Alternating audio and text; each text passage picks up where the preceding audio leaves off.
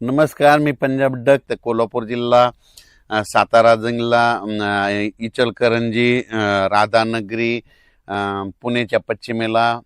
तर राज्यातल्या सर्व शेतकऱ्याला सांगू इच्छितो, आजपासून 20 तारखेपर्यंत राज्यात हवामान कोरडं राहणार आहे. 37, 38, 39, 40 अंशापर्यंत पारा वाढत जाणार आहे, म्हणून हा अंदाज लक्षात घ्यायचा. पण राज्यातल्या सर्व शेतकऱ्याला सांगू इच्छितो की ज्यांच्याकडे हळद असेल, कांदा असेल, तुम्ही काय करा, 20 तारखेचं 20 एप्रिल ते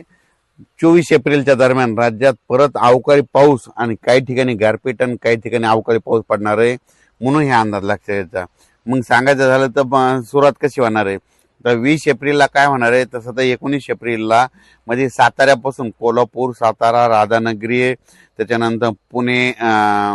पुणे, महाबळेश्वर, इगतपुरी आणि नाशिक ह्या पट्ट्यामध्ये काय होणार आहे, 20 तारखेपासून 20, 21, 22, 23च्या दरम्यान म्हणजे त्या पट्ट्यामध्ये पाऊस येणार आहे. पुणेकरांना गारपीट पाहायला भेटणार आहे, परत पाऊस पाहायला भेटणार आहे, गारपीट पाहायला भेटणार आहे. मुंबईकरांना गारपीट पाहायला भेटणार आहे. कल्याण, मुंबई, डोंबिवली, ठाणे त्या भागात मुंबईच्या लोकांना देखील गारपीट देखील पाहायला भेटेल, पाऊस देखील अवकाळी पाहायला भेटेल, म्हणून हा अंदाज त्या शेतकऱ्यांनी लक्षात घ्यायचा. मग त्याच्यानंतर राज्यातले पूर्व विदर्भ, पश्चिम विदर्भ आणि मराठवाड्यातल्या आणि उत्तर महाराष्ट्रातली काय परिस्थिती राहणार, तर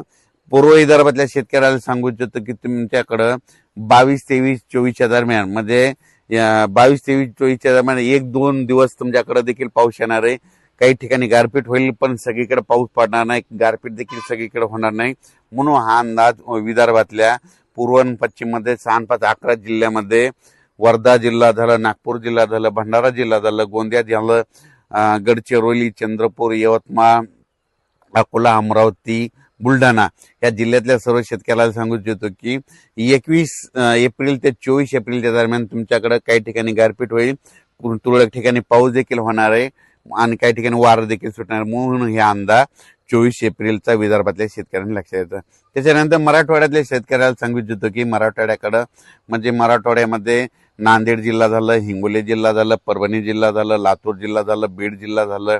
धाराशिव जिल्हा झालं, जालना जिल्हा झालं, संभाजीनगर जिल्हा झालं, त्या परभणी जिल्ह्यातल्या 7 जिल्ह्यातल्या लोकांना सांगू इच्छितो की ज्यांचा हळद असेल तर तुम्ही काय करा,